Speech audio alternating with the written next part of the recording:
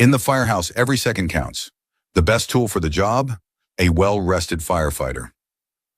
Dream Seat Firehouse Furniture, built for durability, designed for comfort, because your best tool is your team at their best.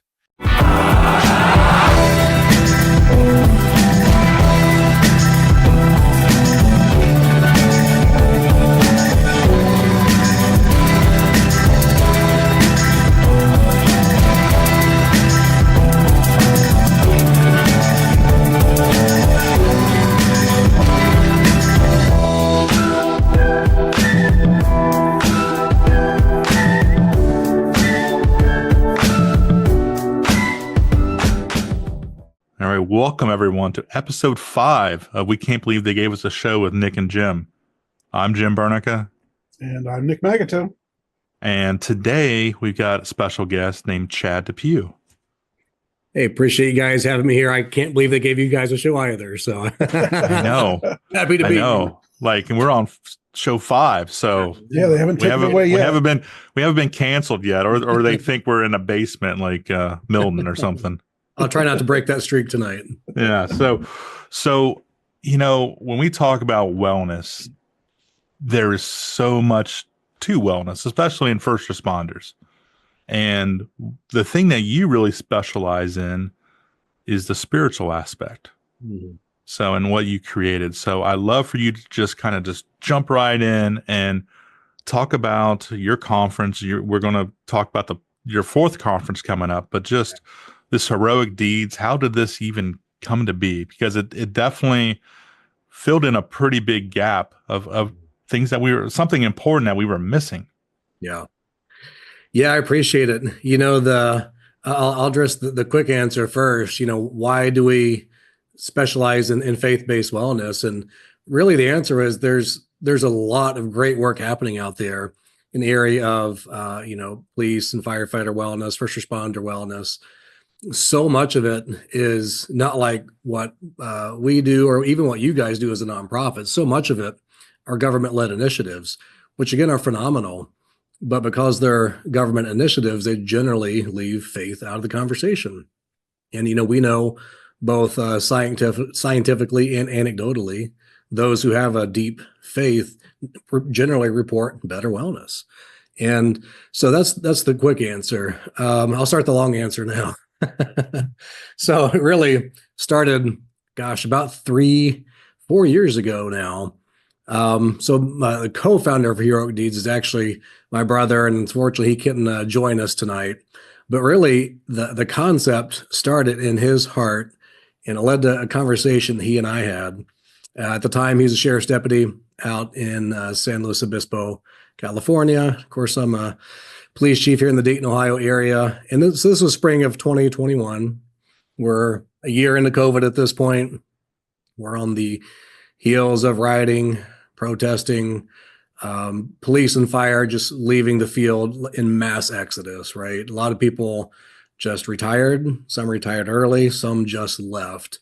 They were just burnt out with the state of public safety. And what happened is, you know, God bless them, they got out, but everyone who didn't get out was now stuck at departments, undermanned, understaffed, under-resourced, all those things, which started leading to all types of negative consequences. We started seeing rates of suicide go up. We started seeing addiction rates, all these other, just negative things start happening. So, we're having that conversation. About that time, they'd had recently an officer killed in the line of duty where he was. A few months prior, we had Officer Del Rio killed in the line of duty here in Dayton. And we're just talking about those things and kind of commiserating, to be honest. But, we turned the conversation to, well, what do we do about it? All right. Or can we do anything about it? And really, to my brother's credit, he had already started laying some groundwork out where he was to do a faith-based conference. And really, that's where Heroic Deeds was birthed. And through a variety of circumstances outside his control, it really transitioned to me starting laying the blueprint for what we do here in Ohio now. So at first, we said, we don't know what we're doing. We don't know where this is going, but we want to create a wellness event that focuses on faith. Because although we had no answers to any of the problems that we were seeing. We firmly believed and still do that a close relationship to Christ is the answer. That's the foundation. That's the foundation, and everything else is supplemental. And we're careful. We believe faith is that cornerstone, but that doesn't mean we don't encourage people to get therapy, to get treatment, medication, whatever other things help by all means. But certainly want to be clear about what we promote with our events is faith is that cornerstone. So we started, again, just laying the groundwork. I didn't really know where to begin, but I have a great network of mainly police leaders here in the Dayton area. So I pulled in some of them, actually pulled some firefighter leaders in too, and just kind of pitched the idea. Said, hey, not sure what we're going to do yet, but if we did some type of faith-based wellness event, one, do you think it's needed? And two, would it be something you would send your cops and firefighters to? And overwhelmingly, they said yes. So, yeah, we think that'd be great. We think it's a need. We think it would do well. And so that's where we started. All right, that kind of committed us at that point, right? We pitched the idea. Well, crap, we got to do something now, right? We can't just talk about this. And through those connections, they connected us to a church at the time, Southbrook Church here in the Dayton area. Beautiful church, great facility. Hoping we would have a good sized turnout. We spoke to them and they said, yes, you can use our facility. It's all right, we're digging deeper now. This looks like this might happen. And as you guys well know, early on in the planning, it's well, this is going to cost a lot of money, right? These events cost money that I don't have. And so we started laying the ground for fundraising. And I tell you, that was so encouraging. Thankfully, we had a lady that was very instrumental early on that helped significantly with the fundraising.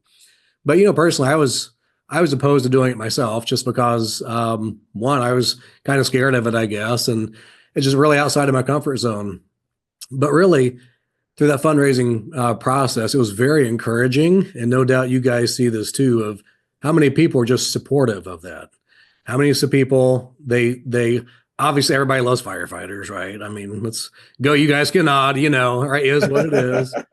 But, so many, just the community at large. And again, we're talking, this was 2021, fall at this time, when public safety, whether you're a firefighter, cop, CO, driving a medic, they didn't feel appreciated at the time, right?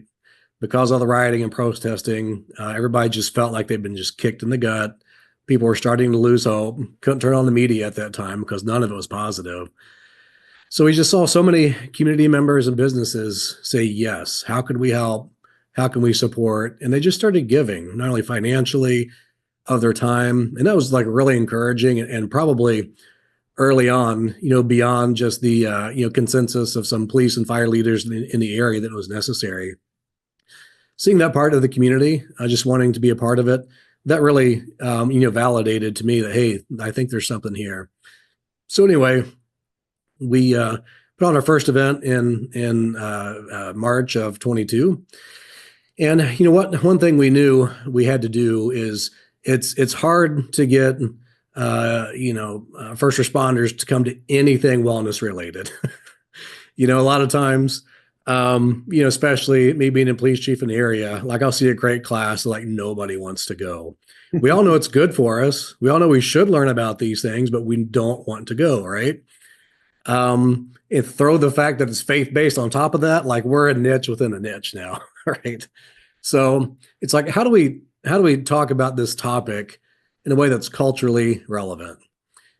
Part of it's learning, just thankfully, I'm on my 24th year of law enforcement now.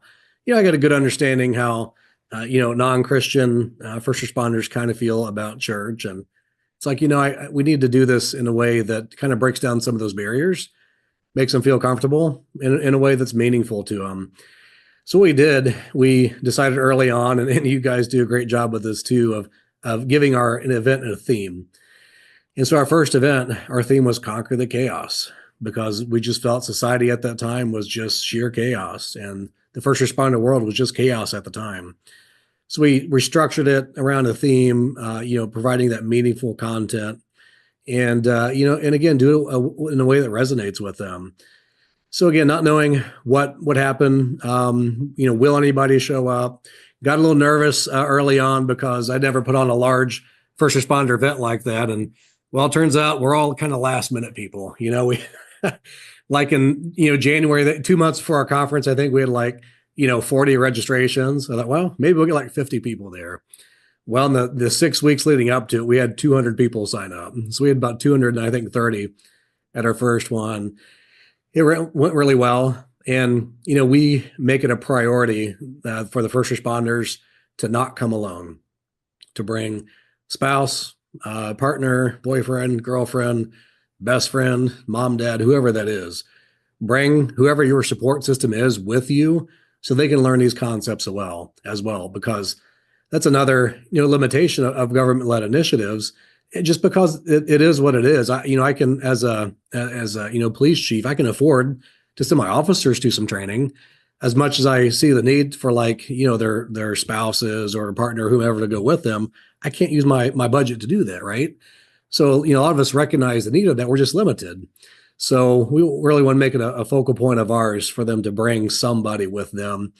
And, what was really neat was seeing spouses, particularly, I say the wives, just really synergized. And they really started bonding there. It's one thing to tell, first responder, hey, here's what's happening to you as you experience that biological roller coaster, right? The ups and downs, the adrenaline dump. Hey, here's why you go home and just want to be a couch potato for 2 hours, because your body and your brain are just done for those adrenaline dumps, right? So it's one thing to explain it to the first responder, but we talk about those things like their wives and family members, like the light bulbs go off, And for the wives in particular, it was almost like a sigh of relief, like, oh, wives have told us, they'll hear those things and they say, I thought it was me, right? In reality, you know what? He just needs some space, right? Give him a little bit of space. And, conversely, to our male first responders, hey, if you're married, recognize you can't be a couch potato all night though, right? Take your time, decompress, but you got to plug into your family when you're home. So just seeing both sides of that being addressed has really been effective. And it's actually our second event. It really stuck out at me in our event in 2023. During that event, I had 4 male police officers introduce their parents to me. These 4 guys, they weren't didn't come as a group or anything, but there's 4 different male police officers brought mom and dad to that event with them. It's like, you know what? I'm young, living at home. They need to know what's going on with me.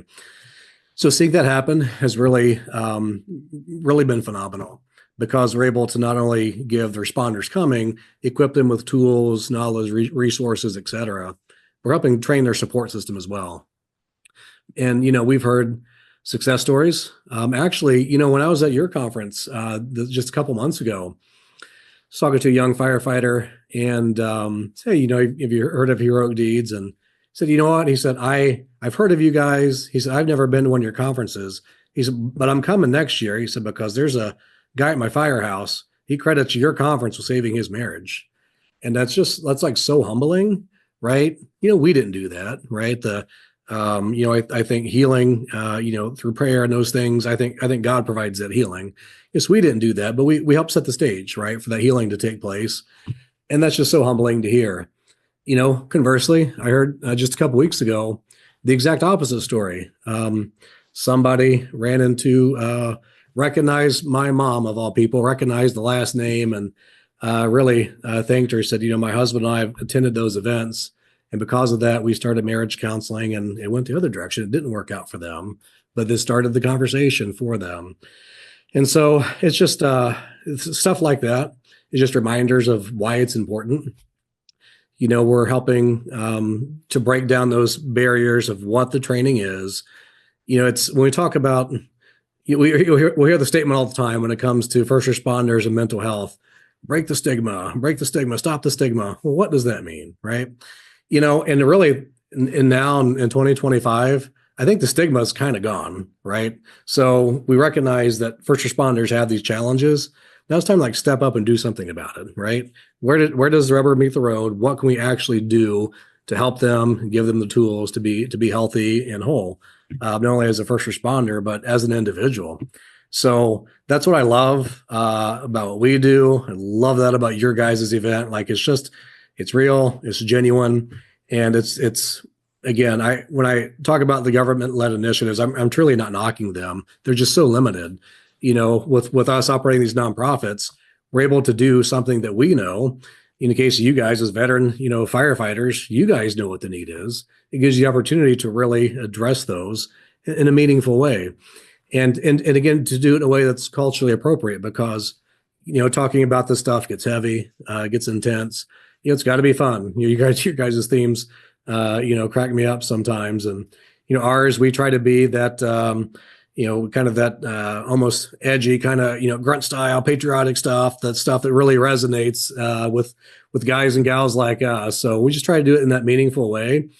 And it's really important when we talk about, especially not just wellness, it applies to wellness too, but we're talking about, faith-based wellness. I think some of the concern is, well, I'll show up there and they'll tell me, well, you need to go to church or you need to pray. Okay, you know what? Those things might be true, but to somebody who doesn't understand what that means, it's not helpful. It's not helpful. We want to say, you know what? These things are good. You know what? We want to walk alongside you. We're not sure what this looks like yet, but we want to walk alongside you in this journey and just help you however we can. If that's through like doing devotional, that's through follow-up conversations, whatever it is, like we want to walk alongside you. And that's what we're really trying to focus on. So our event this year, it's happening March 7th and 8th in right here in Germantown, Community Harvest Church. I'm making the switch this year. So I'm really excited to do it at my home church here. They've been extremely supportive of what we've been doing in a variety of ways. At our conferences, in addition to the content of quality from the stage and the speakers, it's a threefold experience, I say. Number one, we want to help connect them to Christ, number one. Number two, we want to provide high quality training and education. Number three, we want to provide an experience for them where they feel loved and appreciated. And that's not easy to do. And honestly, going into year one, I didn't know what that looked like. But thankfully, we, through people like my wife and some others who have helped, I joked, I said, I don't know what this looks like, but I want to create the Chick-fil-A experience, right? When they're here, I want them to feel loved, appreciated, feel like people are helping them, just there to support them.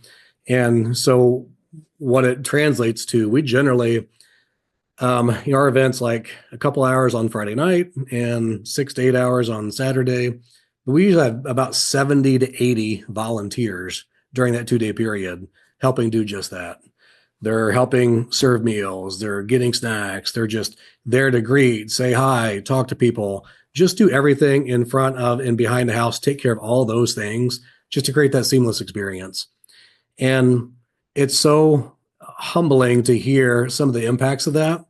So last year, one of the things that has happened naturally at the end of our events, very first year, our volunteers who were there when the conference was over, they lined the hallway like towards the exit.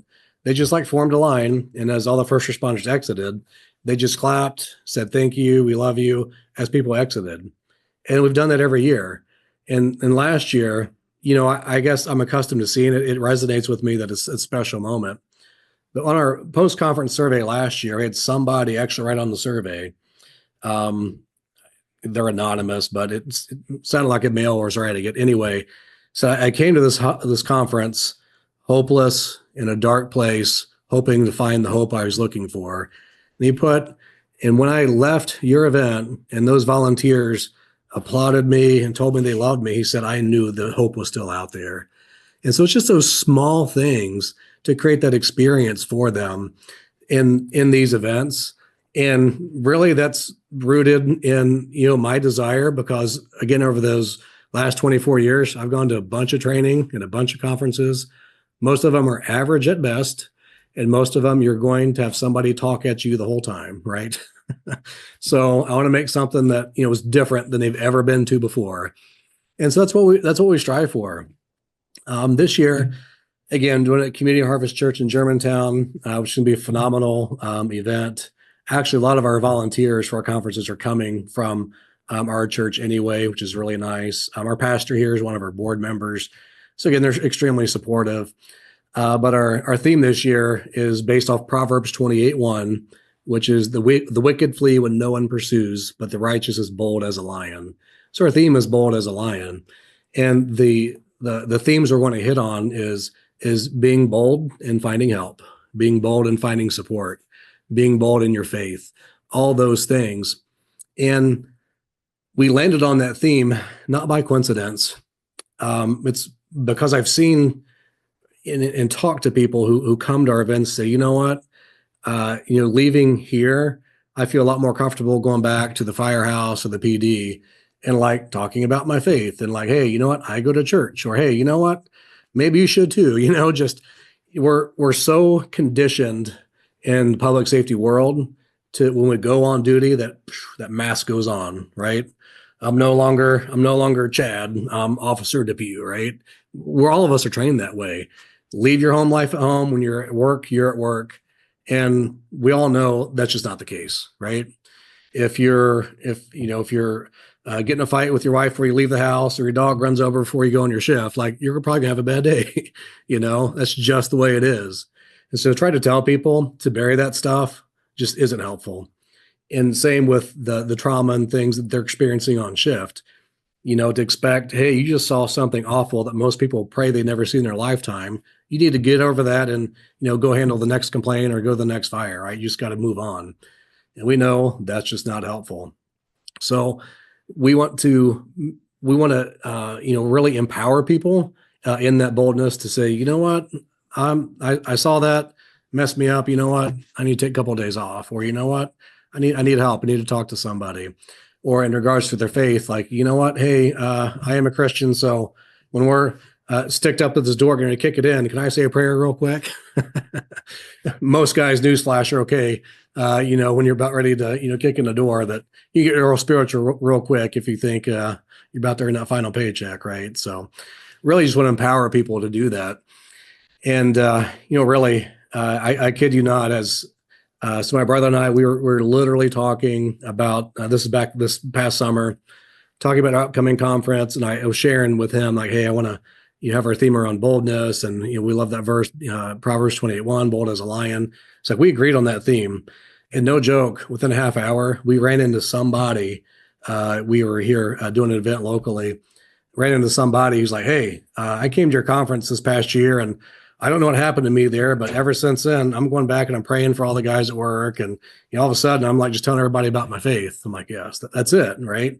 If that's part of who you are, it's okay to talk about it. You don't have to leave that part of you at the door because, there's that identity crisis of first responders.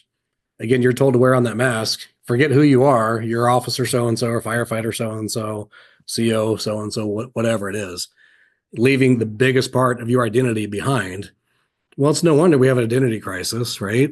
Where when we leave the field, and thankfully I'm not there yet. I 100% know when I walk away from law enforcement that I will miss it, right?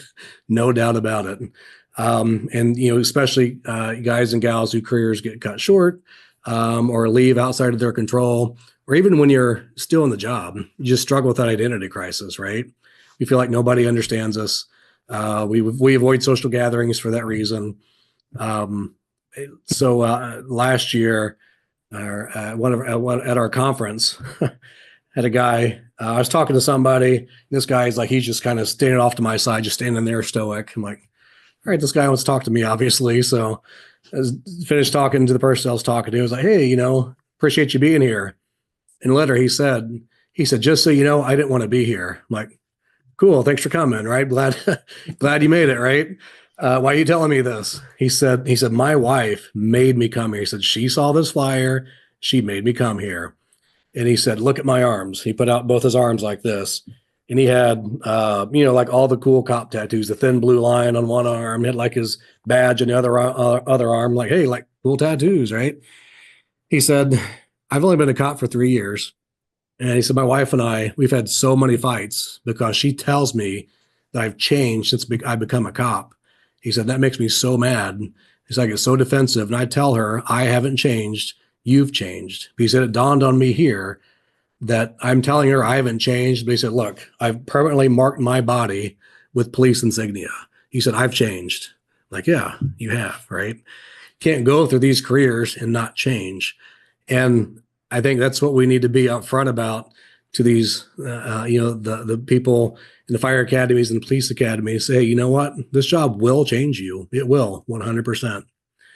But if you take care of yourself, you have your priorities lined, you have a support system, you can help when you need it. You can exit this field with scars. No doubt you'll have scars from the stuff you've seen, the stuff you've done, mental, emotional, and even physical scars from this job. But you don't have to leave with open wounds. And too often we see our first responders with these just gaping wounds that have just never been healed because they don't feel they can get the support. It's not there. They feel nobody understands them. So we really want to help people to recognize, yes, you'll come out of this scarred, but you don't have to come out here with wounds, and you can come out better and stronger than before, having gone through those experiences. So it's been a blessing to do it. We've got a lot of great people coming in this year. I realized, I looked at my flyer earlier, like 2 of the 4 people on the flyer are like both firefighters. So I'm not sure how that happened, get more of you guys there, I guess. But no, we got a great group coming in. We really only have two keynotes this year. One's Dr. Donnie Hutchinson, who I heard at your guys' event. And like, as he's talking, I'm like, I have to get this guy because he presented work-life balance in a way I'd never heard before, like a way that I like personally thought and believed, but I had never heard anybody actually say the things that he said. If I could boil down his 4-hour presentation in 2 words. If you want work-life balance, if you're wondering why you don't have work-life balance, if you're wondering why you aren't healthy, you aren't whole, you're struggling, the answer is it's you, right? It's you. That's just the reality of it. I stood in front of a group of police leaders last month, and I said, as a police chief, I'd be lying to you if I said I could make you happy or I could give you a work-life balance, because I can't. But you can. I can hope to provide good career, good pay, hopefully job satisfaction. But how you handle this and respond to these trials and tribulations of being a cop is more up to you than me, right? I will help you however I can, but ultimately we have to take that initiative ourselves and recognize that we need to control the things we can control. And Dr. Donnie, he'll be talking a lot about that. So yeah, he did awesome. Your guys, I got to bring that guy in. That's why I go to your stuff. I try to, poach your quality speakers, right? Well, that's the thing about this. Like you were talking about before, it's the nice part about going to conferences like these is you build a community. Same thing with us. Like we go to your conference, you come to our conference. We see people that we may not know necessarily. You see people that you might not know necessarily. And then, just the networking that goes on with, those things as well. But one of the things I wanted to kind of circle back to, you talked about, I know sometimes, especially in the first responder world, there's, sometimes that stigma of religion and things like that. But really, like, your conference definitely is that welcoming, it's not like a, hellfire and brimstone type of thing, but can you, I guess, elaborate a little bit more about your previous speakers and just kind of the techniques? Because like I found it interesting, a lot of times it's not necessarily story based, but testimonial based of what the person's been through. And we have those at our conference as well, and somebody who's been through the thick of it and then comes out the other side. And then kind of gives their advice. But, can you maybe a little elaborate about some of your past speakers and how that's kind of helped, push the message of what you're trying to accomplish? Yeah. It's one thing to tell people what is important, how they can get help, do X, Y, and Z, go to therapy, read your Bible, whatever it may be. It's one thing to tell folks, but to get those people willing to share their story, like, hey, I've been through this. I've dealt with, as first responder, I've dealt with alcoholism. I've been in dark places. Here's what got me through. That's meaningful. because when we're talking first responders, again, cops and firefighters and the like, we don't trust anybody, right? And we certainly don't trust that people who don't do what we do understand what we're going through. So to have others up there who say, hey, I've gone through this helped me. It helps lower those walls and help us feel like, all right, somebody's not just trying to sell me something, sell me the book they wrote about this topic, right? Or just, regurgitating something, they heard somebody else say. They're saying, hey, I've walked to hell and back, and here's what got me through, right? That's powerful. And so that's a big part of it, because I think that helps set the stage to allow us, when we're there, to feel a little more vulnerable. And it starts conversation. Because no matter what story is told on that stage, especially when we have guys and gals talk about maybe traumatic events that they dealt with that really, kind of messed with them. Had a sheriff's deputy one time, you share, a death of a child call that he had, and just how that just really just, he struggled with that. And like everybody in the room's like, yeah, like I struggled with that too. Right. It builds that connection and that trust, and it just kind of lowers those walls a little bit. For that reason is why we tightly restrict our audience as first responders, and traditional first responders, again, firefighters, cops, COs, EMS, probation, everybody just in that traditional first responder role. Audience we don't include is, of course, after COVID, everybody was a first responder, right? People, whether, driving a tractor or a tow truck or, nurse at the hospital, we're first responders too. And like, well, you've never backed me up anywhere, but hey, that's fine. I get it. We're essential. Yeah, essential. That's right. Essential. That's it. So we narrowly define who it is, just because not that the information wouldn't be helpful for everybody, but as well as I do, just think on the fire side, fire and EMS, you guys are in and out of the hospitals all day long. And if I'm coming to this event, I'm walled up, just kind of not sure why I'm here, or if I'll let my guard down at all. If that person's sitting to another firefighter, right away you have connection, you have bond, you're a lot more comfortable. But if they're sitting next to, the ED nurse they'll see tomorrow, they're right back in firefighter mode, right? They're right back and having those walls up and being guarded. So we really limit our audience to only those traditional first responders for that reason, just because there's instant rapport. That's never going to work completely, though, because most of those first responders are married to nurses. It's true. Yeah. It's funny. Every year, because of that reason, and I'm married to a PA, so I can't talk, but every year we have a bunch of nurses there because they're married or dating first responders. Like, hey, why don't you guys do this for nurses? We're actually talking to a group of local healthcare leaders about doing something like that in the future. So not something we ever intended to do, but again, we have people asking us, and it started right here in the Dayton area. Like, hey, a bunch of nurses have come to your stuff. They'd like to see that, but for nurses. So we're having those conversations, not 100% sure if it'll happen or when, but, we're entertaining the idea of just doing something completely separate just for healthcare for that reason. But yeah, back to your question, Nick, about previous speakers. It's so tough finding the right keynote and breakouts. Usually we have 2 or 3 keynotes. I think we had 9 or 10 different breakout sessions last year. We have, goodness, I should know this, 7 or 8 different breakout speakers this year. But I'm really guarded as to who we let talk, right? We really vet them, just because if, especially in a keynote, if we put the wrong person up on stage, they could just nuke the whole room, make everybody just shut down, tune out, put their walls up. So we're very careful of who we put up there. Had some phenomenal speakers. Actually, one of them wound up becoming a board member, Jason Sawtell.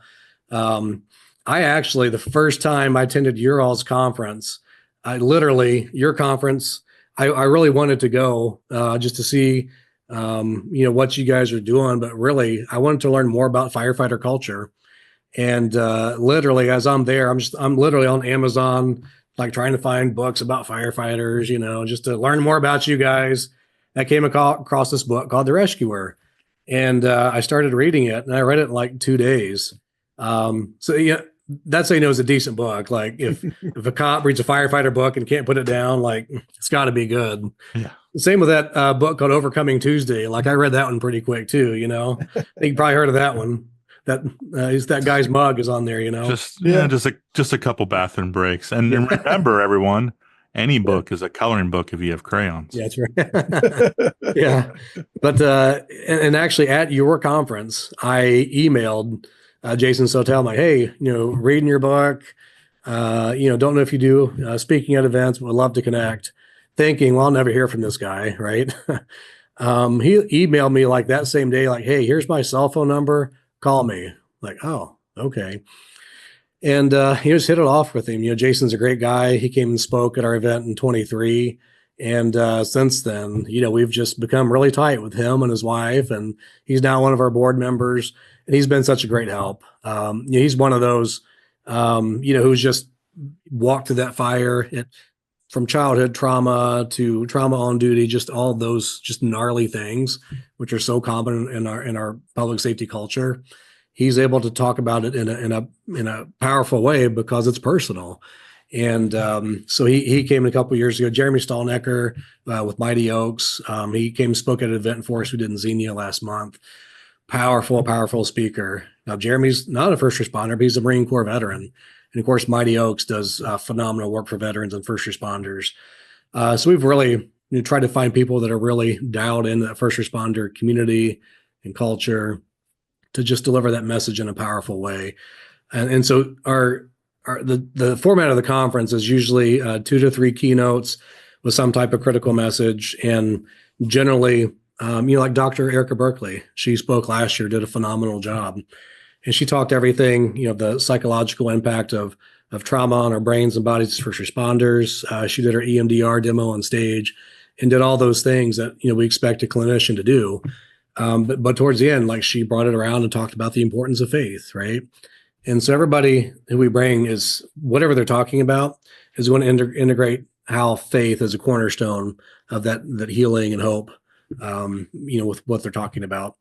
And so we've also tried to really, so the keynotes will be more topical, like Dr. Donnie coming this year, he's going to talk on that work-life balance. He's going to talk about integration of faith into that too. But breakouts, we get a little more granular. This year, one of our breakout sessions is on finance, right? Both managing personal finances and planning for retirement. Because how many cops and firefighters do you know that retire and go find a full-time job? Mm-hmm. Some do it because they want to. Some do it because they have to, right? As great as a pension is, if we've not planned for retirement or insurance or have our house paid off, probably not going to be able to retire like we thought we would. And that's a surprise we don't want people to have. We want people to retire when they want to retire. So we'll have a breakout on finances. Jason and Christy are going to do on relationships. We have Dr. Fran Graham, or she's not Dr. Fran Graham coming in. Fran is phenomenal. She's such an interesting lady. She had a short stint in law enforcement as an English Bobby. Became a physician assistant at some point. Now she has a international training group that does CISM training, chaplain, peer support, et cetera, like all over the world. And she's going to be talking, just a breakout just for spouses, like kicking the actual first responder out of the room and like just talk to the spouses. We're going to have a chaplain track, track of classes just for first responder chaplains. And so in our breakouts, we get really granular on things that we see as needs, or maybe, gaps or things that we can't really talk to on the main stage because maybe it's not applicable to everybody. Like talking about finances, some people maybe sitting on the main stage like, you know what, I don't care about this stuff, or I got this squared away, but somebody can opt to take a breakout if they want to learn more. So we really try to hit a lot of different topics in those breakouts. We'll have a breakout that's just very faith-based. We did a breakout last year that a lot of people signed up for that was just on how to study the Bible, right? So we get really granular in those breakout sessions. And then our one of our other keynotes this year is a guy named Josh Putnam. He's a preacher, firefighter chaplain from up around Detroit area somewhere. But he's got a podcast called Faith Forged in Fire, and he's going to become talking about just that. How just like I tell people all the time, I've had people ask me, throughout my career, well, how can you be a Christian and be a cop? I'm like, I don't know how I could be a cop and not be a Christian. Like, I can't imagine how screwed up I would be if I didn't have faith, right?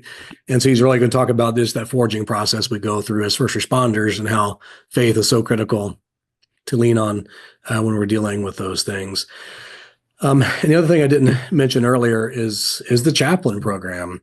So it would have been on our short list of goals to create like a chaplain training program. But really, it escalated after our second conference, where we averaged probably 25, 30 chaplains come to our conferences. And every year, like, hey, you guys need to do chaplain training. And, I always thought that's a good idea. Not really, front of our radar, right? But after our second conference, had a guy named Eric Kitchen. Eric is he's the chaplain for Franklin County SO. He's the chaplain director for Franklin County Sheriff's Office there in Columbus. And he's like, hey, like, you guys should do a chaplain conference. I'm like, well, it seems strange coming from you because I know he does chaplain training in Columbus for police and fire. Like, I've seen him through email and stuff, networking public safety chaplains. And he's like, yeah, I said, I think doing it as a nonprofit and, faith-based, but not like tied to a denomination, I think it'd be more successful. And so we did. Last year, we put together a chaplain conference.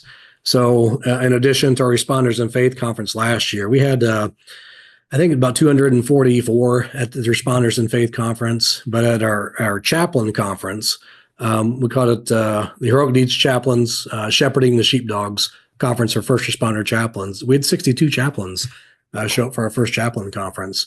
So that was really an answer to prayer, because as much as I love our Responders in Faith events, what's really been on my heart is that the event's great. It's phenomenal. I love it. I think people leave there feeling supercharged, feeling equipped. But it's like, man, I won't see them for another year. How can we fill those gaps in between? We've written a couple devotionals. We've offered online series of those devotionals and things, but it's like, how can we connect, reach, and support people year round? And I think the chaplains program is going to fill that void. So Eric and my brother are both just really taking the reins of our chaplain program. We are going to do another chaplain conference. It'll be in the fall of this year, and we're going to try to do that in Columbus.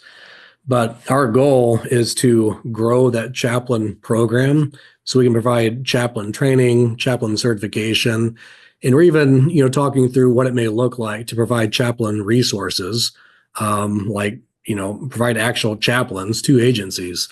So really just kind of working through that. I think that'll really help us, fill that need of how just Heroic Deeds as a resource can be available year round through those chaplains. So really excited about that, and hoping we get a lot of chaplains show up this year, because we'll really be talking through a lot of these things. You got a lot going on. A lot going on, right? Yeah. Oh man, but it's needed.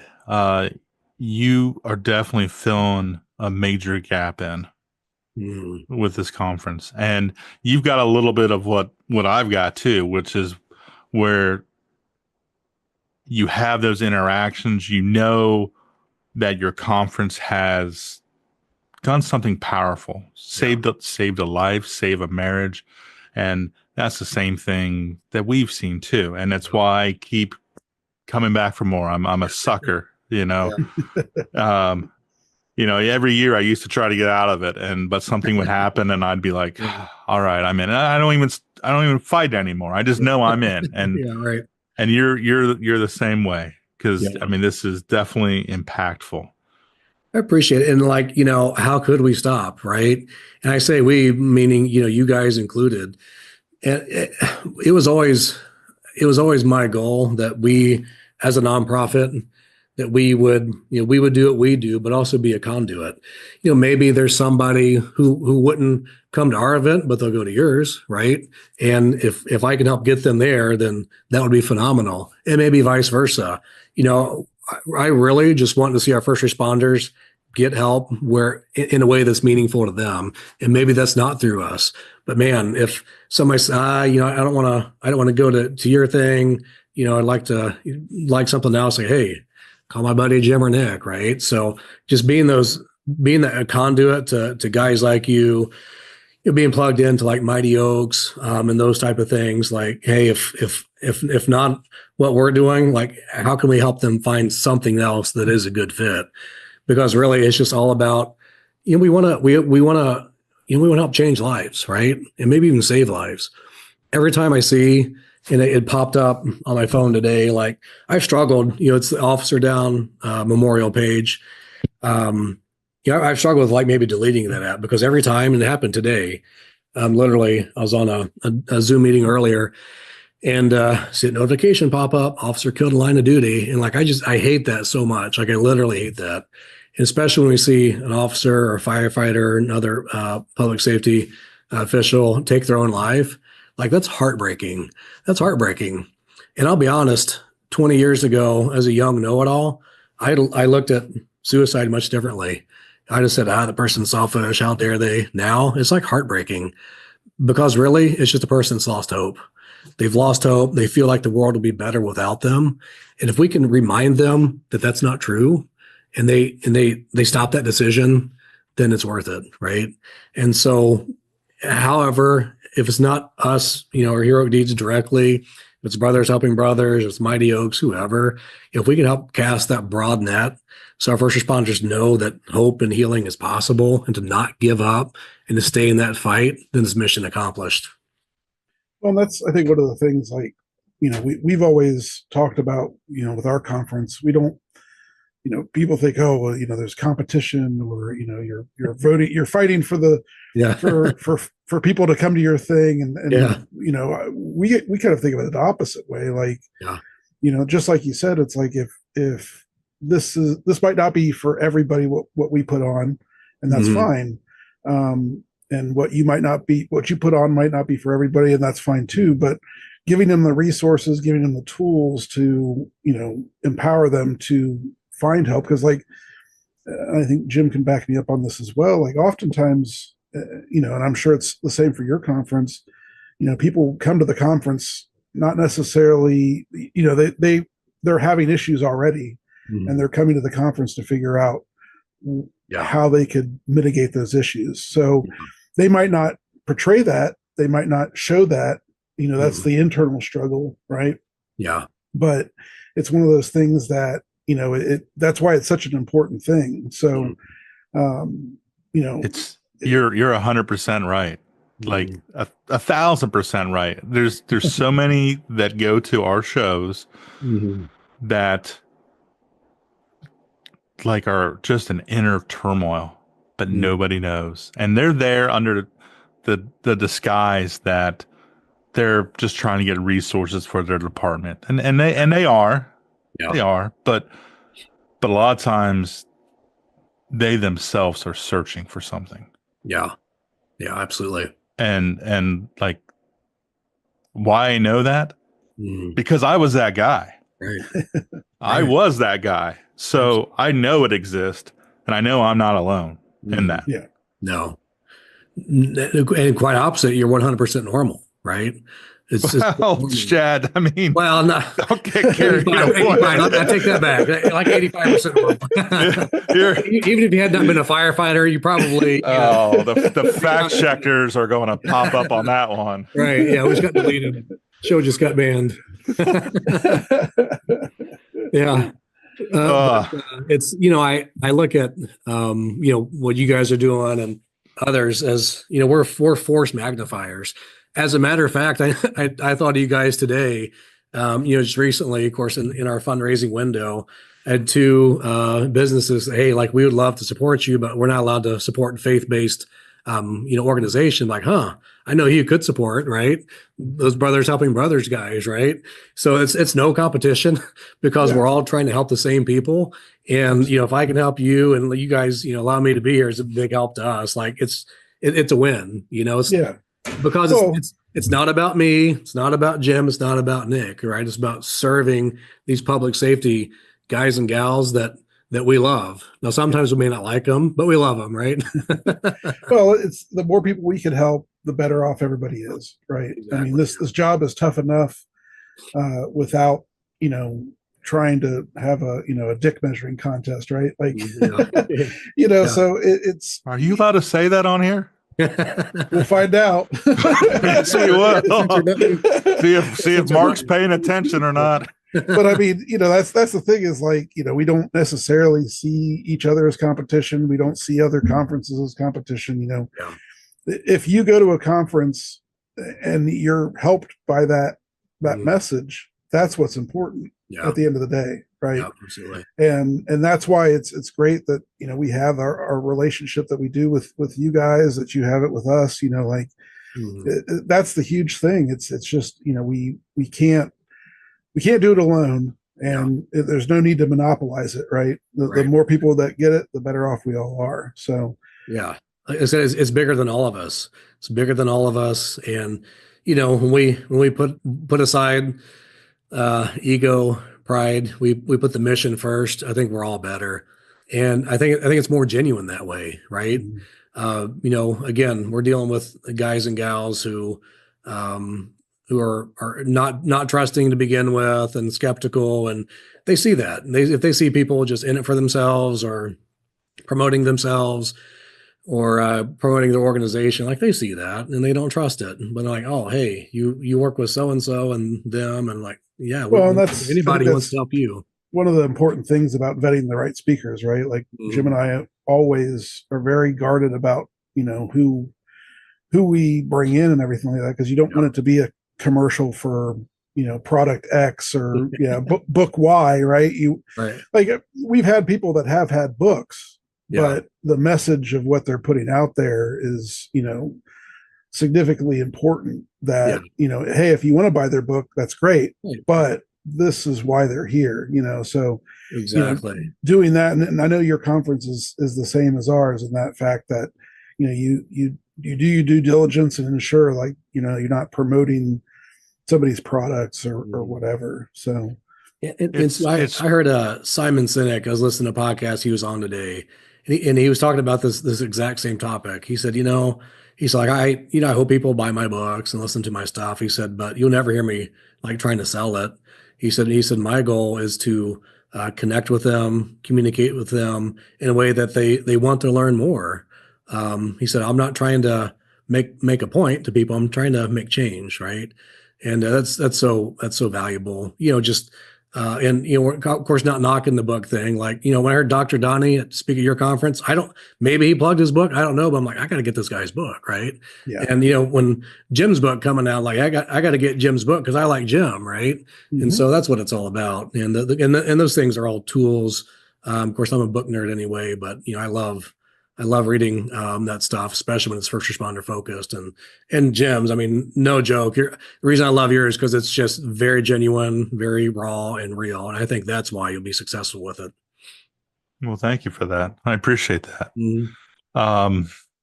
And it's, but that's the same thing it is with our conferences. If I had to use one word to describe like what you guys do and what we try to do, it's pure. Mm-hmm.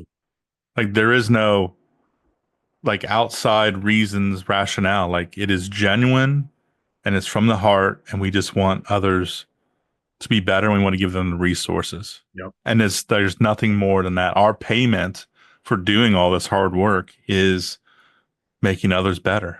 Yeah. Yeah, absolutely. And it's simple. Well, it seems simple, but it clearly isn't. It's a lot of work and a lot of time with a lot of people to get that accomplished. But the fact that we can do it and do it the way that we conduct it, to where it is on the up and up, and it's righteous and pure, like it's easy to get behind. Absolutely. It is. And it makes people want to be a part of it. It makes people want to support. It makes people want to give. It just makes people want to be a part of it. And if you can successfully build that community, you'll have success. I'm sure yours is no different than ours. We'll do a lot of advertising. We'll do, email blast, social media blast. Every year in our conference surveys, like the number one reason people show up is from a personal invitation. Somebody who's been to one before invited them. And so that community and the law enforcement, fire service, public safety, that is a tight knit community. And that means so much that other people are inviting, other first responders to come, because I know how significant that is. Absolutely. Well, that's how we operate as well. It's, from the beginning, ours was, if we build it, they will come. Yeah. Right. And, I think we've gotten pretty far. We've gotten pretty far with that mindset. But absolutely, once somebody comes, that's the thing. I'm sure your conference, just as ours, we have a lot of repeat customers, right? Yeah. And that says everything you need to know about it. That people are genuinely find it worthwhile enough to continuously attend, to tell others about it. Yeah, and that's just phenomenal. So I think we're kind of wrapping things up. So before we go, I think we want you to, where can people buy tickets? Obviously, if you want to tell us about the dates and everything like that. Yeah, absolutely. And it's funny, like I was just knocking the promo thing, but one thing we have done that we want to be as self-sufficient as we can. Our donors have been great, but we want to build something with a continuous, stream of revenue so we can build these programs. That's how we got in the coffee line, right? So we have our Heroic Deeds coffee. We're putting a lot of effort in that because, honestly, people seem to like it. So we have our own coffee line with Heroic Deeds coffee, and we're really making a big push with that. For those people who want to, offer ongoing support, like, hey, check out our coffee line. It's actually really good stuff. So there's, things like that we try to do. But it all goes back to that mission, right? Revenue we generate off that can help us build the chaplain program, provide chaplains at agencies, do these conferences in more areas. So we're just trying to create that revenue stream so we can just reinvest right back in the mission. Our conference against March 7th and 8th this year at Community Harvest Church in Germantown. Registration, they just go to heroicdeeds.org, and we have the flyer and all the information right there. It's a $50 registration. We try to keep it really cheap. We did it free for a couple of years, but turns out you offer something for free, a bunch of people register and don't show up, and logistically that's tough. So we try to keep it really cheap. Our per person cost is a lot more than that. We try to keep it as cheap as we can, just hoping people will just kind of commit. But they can register at heroicdeeds.org, and it'll be a great event. Our Friday night this year, we're changing the cadence. Usually we have one keynote on Friday. We have, I think, 5 speakers doing just kind of like a rapid fire, almost TED Talk. And so it'll be really fresh. It'll be different. The content will just keep moving. I think keep people engaged. We'll have a whole day Saturday with keynotes and breakouts, and I think it'll be really good. And they can, folks who come can stop by and visit the Brothers Helping Brothers booth while they're here too. That's right. And get some Jim Burneka stickers. Nick, you need some of those stickers and challenge coins. I know. Well, I've got, when we started the podcast, he had obviously his face cartoonerized.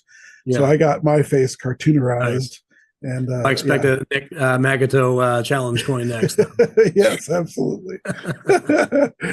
my ugly bug, his ugly bug. That's going to be a big coin because he's got a big head. All right. Bold as the Line, the 4th Heroic Deeds Conference, March 7th and 8th in Germantown, Ohio. HeroicDeeds.org. He's Chad. He's Nick. I think I'm still Jim. And we hope to see you guys there. Absolutely. Awesome. Guys, thank you. I know I'll see all of them there. I'm talking to our listeners or viewers. That's all of them out there. So anyway, let's get out of here. Take care. See you guys next month. Awesome. Thanks, guys. In the firehouse, every second counts. The best tool for the job? A well-rested firefighter. Dream Seat Firehouse Furniture, built for durability, designed for comfort, because your best tool is your team at their best.